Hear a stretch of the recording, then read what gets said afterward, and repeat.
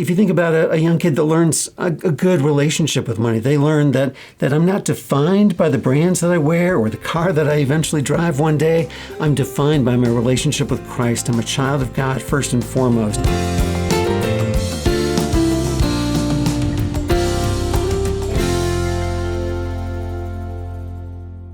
Hi, I'm Matt Bell, and I'm really thrilled to be the author of a new book called Trusted, Preparing Your Kids for a Lifetime of God-Honoring Money Management. I encourage parents to think about 3 parenting roles as they go about their process of helping their kids learn about money. So the first parenting role is the gatekeeper. That's the one that parents often don't really like to play that role, but it's the one who sets the boundaries, who sets the parameters, who has to sometimes say no to one of our kids' requests. And so it's the kid that spends all the money that they got from their allowance immediately and then wants more.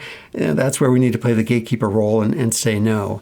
The second role is the teacher, where we're overtly teaching scripture for one thing. So if it's about savings and we're teaching them, hopefully even to memorize at a certain age, in the house of the wise are stores of choice food and oil, but a foolish person devours all that they have. So we're teaching them scripture, but we're also then teaching them some really practical things to live out that principle, to live out that teaching. So where should we save money? Well, at a brick and mortar bank, there's not going to be a whole lot of interest involved, but we could go to an online bank and get better interest. So we're teaching them some really practical things about money. And then the last one is the most important one, and that's the role model.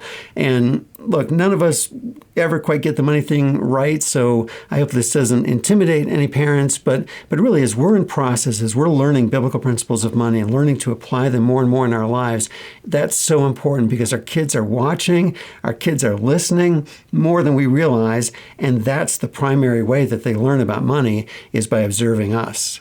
So in order to teach kids about saving money, one of the things that I like to encourage is that when a kid is really young, there are some piggy banks on the market these days where they have 3 different slots. So for every dollar that they receive, a certain percentage, 10% is a great starting point, is going to the Lord's work. So that's in the giving slot.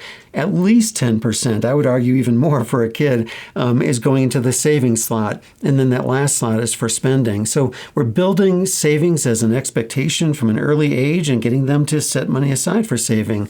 And then we can encourage saving when we, again, say no, when we play that gatekeeper role and say no, that we're not going to buy them everything they want. They're going to need to save over time. They're kind of forced to save up their money over time, but that's a really good thing to learn. And learning to save develops a character trait that is so important, the character trait of delayed gratification, that we can't have everything we want when we want it. We need to wait. Kids that learn to wait from a young age, they've been found in research studies to score so much higher in so many different character traits later in life, from diligence, from confidence, from problem solving, from maintaining friendships longer term.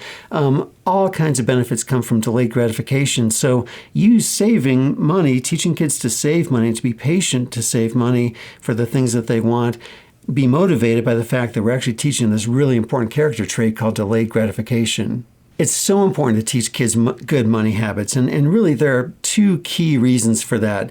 Number one, there's so much at stake here. And what I mean by that is that it isn't that if we don't teach our kids about money, they won't learn. They will learn, but the consumer culture will be their teacher. It's teaching them all the time and not really the best lessons about money. And so we need to realize there's a lot at stake here because somebody is speaking into their lives if we're not. And then there's so much potential here. If you think about a kid that learns generosity from a young age, develops compassion and a heart for people in need, and learns to do something about that by providing some of the resources that they have to meet those needs, wow, the multiplying impact of that over that young child's life will be immeasurable. And if you think about a young kid that learns a good relationship with money, they learn that I'm not defined by the brands that I wear or the car that I eventually drive one day. I'm defined by my relationship with Christ. I'm a child of God first and foremost. Nothing wrong with having nice clothes and a nice car, but they don't define me.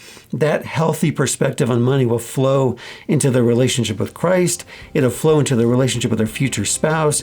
It'll free them. It'll enable them to make the difference with their lives they were designed to make.